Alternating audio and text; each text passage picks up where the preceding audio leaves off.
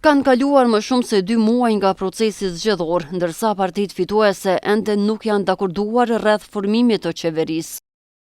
Njohësit e zhvillimeve politike në Ferizaj konsiderojnë se veprimet e lëvizjes vetëvendosje dhe lidhjes demokratike të Kosovës janë zhgënjyese për elektoratin. Qytetari është ardhe tek një niveli fundit i pritjes, tek një mosdërshmëri, për arsye se nuk është problemi vetëm i mosbërjes së qeverisë, sa është problemi i reflektimit të mosaftësisë së bërjes së qeverisë, në kuptimin e lojnave matematike politike, për arsye se unë mendoj se kjo votë kësaj radhe, si asnjë votë tjetër, ka shpreh vullnetin për ndryshime esenciale.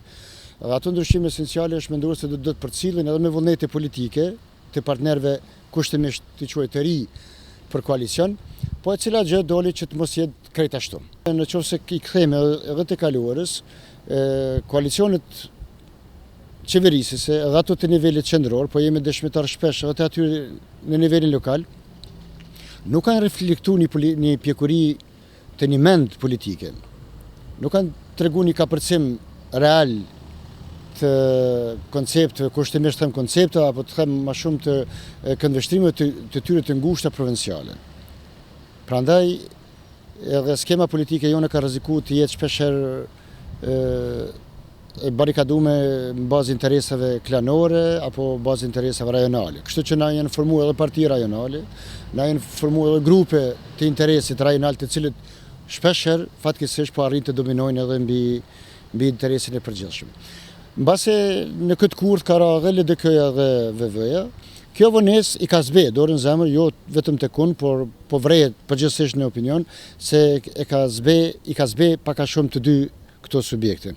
Edhe pse unë po shoh një tendencë të lërjes së fajet apo të krijimit të një alibie morale se cili është fajtori edhe nëse nuk arrihet koalicioni.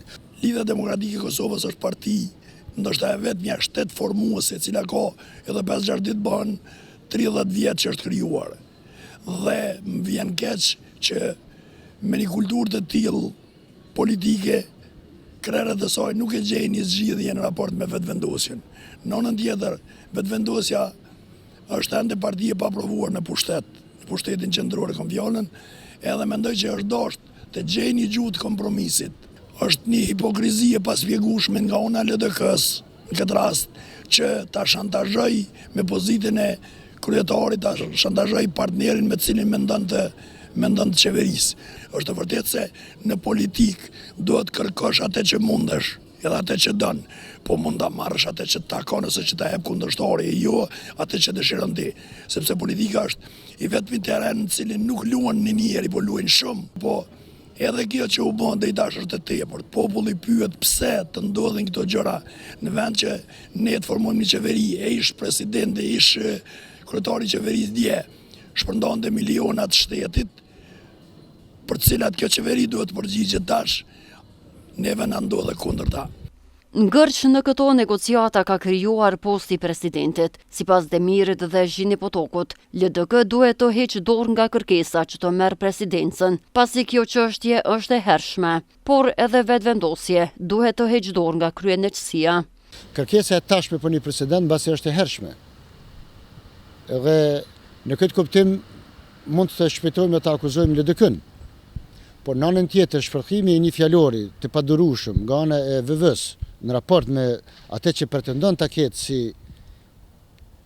bashkëqeverisës apo partner, siç është bërë shprehje të themi, nuk reflekton që VV-ja si parti e cila do të qeverisë me vendin ka mundësi të lirohet nga një fjalor përbuzës në raport me të tjerët.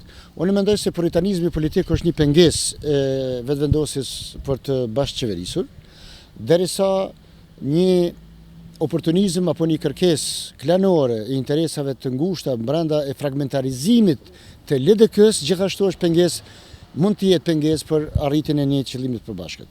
Nuk duhet ta luaj rolin e një parashikuese të them se do të bëhet apo s'do të bëhet, vetëm e di që humbjet do të jenë të mëdha në qoftë se nuk bëhet, por edhe në qoftë se bëhet, duke mos kriju një qeveri homogjene, një qeveri njishe, por në qoftë se i formojmë një qeveri kushtimisht them me 2 barkushe.